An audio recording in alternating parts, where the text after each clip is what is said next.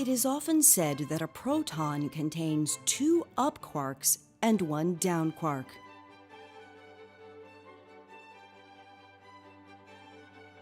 And that a neutron contains 2 down quarks and 1 up quark. But this is not entirely true. There are 6 different flavors of quarks, which we have decided to call up, down, charm, strange, top, and bottom. If we define the electric charge of a proton as +1, then 3 of the quarks each have an electric charge of +2/3, and the other 3 quarks each have an electric charge of -1/3.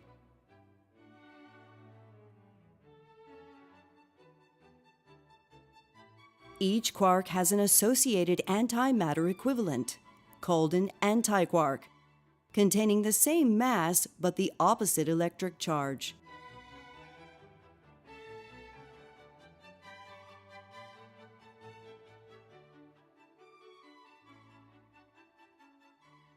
The electric charge is responsible for the electromagnetic force.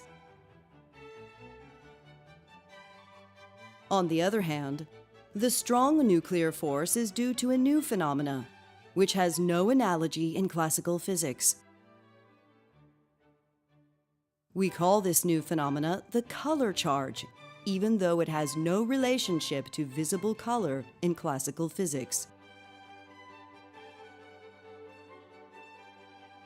The color charge of each quark can take 3 possible values. Let us invent labels for these 3 values and call them green, red, and blue. Green, red, and blue. The color charge of an anti-quark can also take 3 possible values, which we will call anti-blue, anti-red, and anti-green. Anti-blue,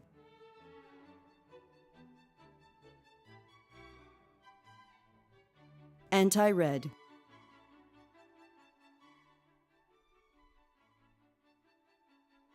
and anti-green.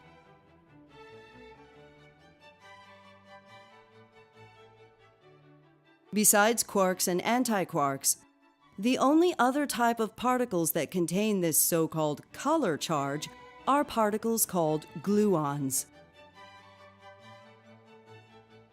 Each gluon possesses 2 color charges, 1 color and 1 anti-color of a different type, such as red and anti-green.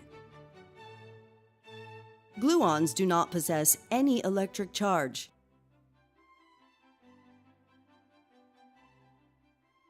We now know that electric and magnetic fields do not actually exist, and that the electromagnetic force is really the result of the fact that particles with an electric charge exchange photons with one another.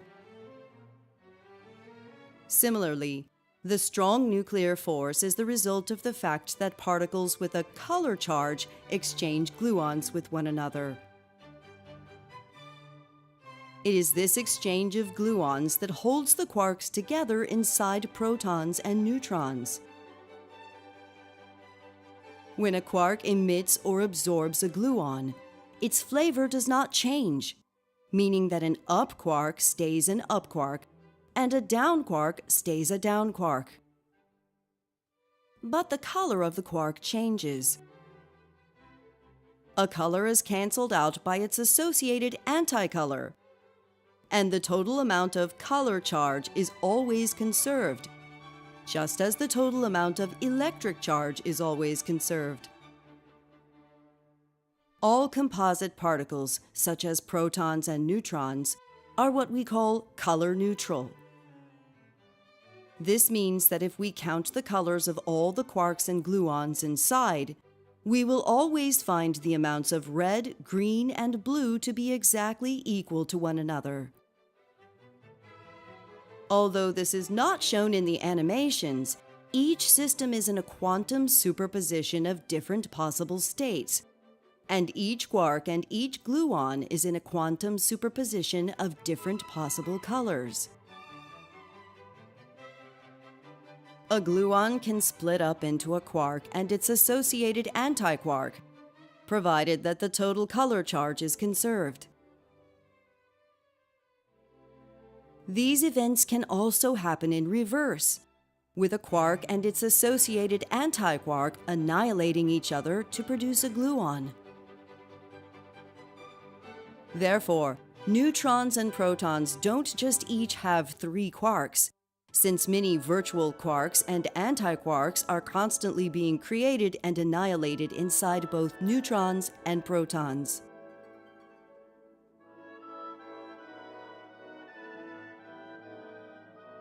But for simplicity, neutrons and protons are typically drawn as just having 3 quarks each.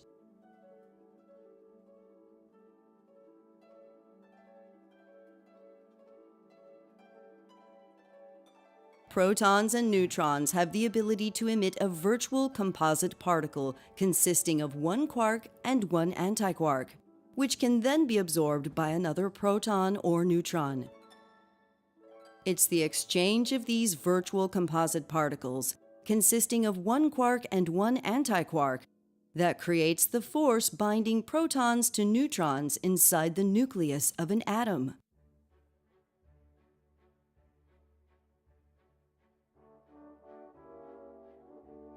However, these virtual composite particles consisting of 1 quark and 1 anti-quark cannot exist for very long, which is why the force binding protons to neutrons works only over a very short distance.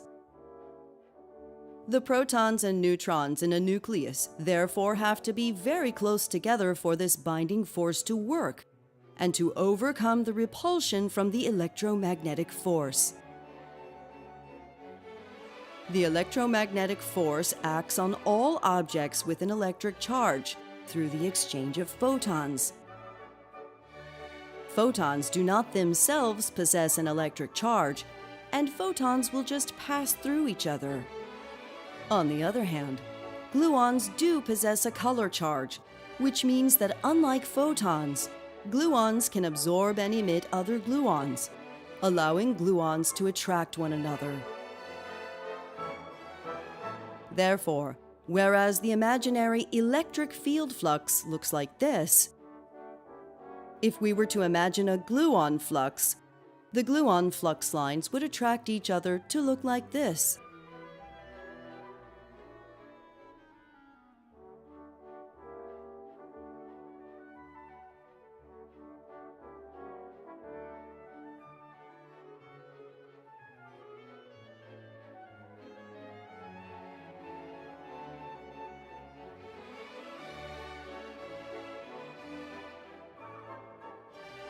A consequence of the shapes of these lines is that whereas the electromagnetic force decreases as we increase the distance between charged particles,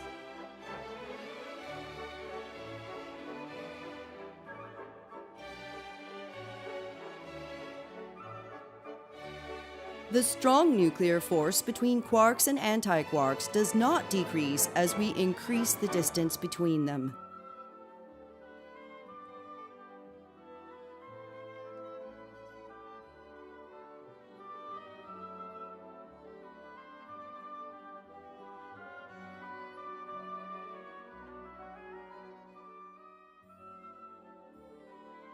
If we try to separate quarks by applying a large amount of energy, then this energy will be converted into the creation of a new quark and an anti-quark.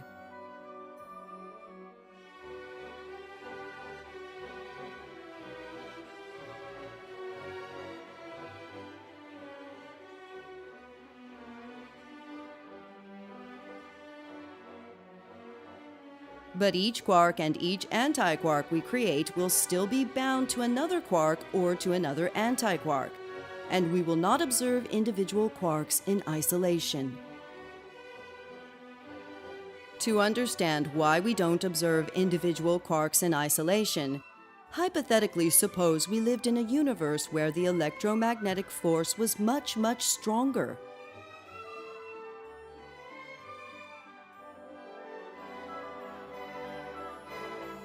In this universe, all electrically charged particles would clump together in a way such that we would get accustomed to the idea that all composite particles must always be electrically neutral. This is the situation we have in our own universe with regards to the strong nuclear force, and we have gotten used to the idea that all composite particles must always be color neutral. A composite particle, such as a proton or neutron, is color neutral if it contains the same amount of red, green, and blue. A composite antimatter particle, such as an anti-proton or anti-neutron, is color neutral if it contains the same amount of anti-red, anti-green, and anti-blue. And a composite particle consisting of one quark and one anti-quark is color neutral if it contains the same amount of a color and its associated anti-color. An individual quark can't be color neutral, and therefore we have never seen an individual quark by itself. An individual gluon also can't be color neutral, and an individual gluon also can't exist on its own, as it would never escape the attraction of other gluons.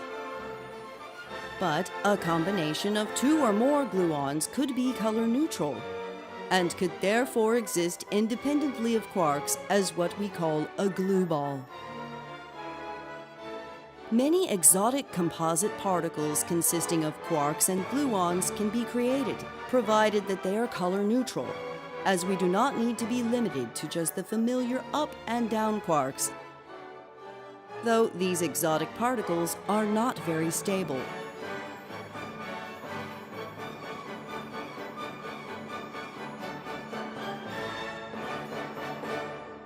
More information is available in the other videos on this channel, and please subscribe for notifications when new videos are ready.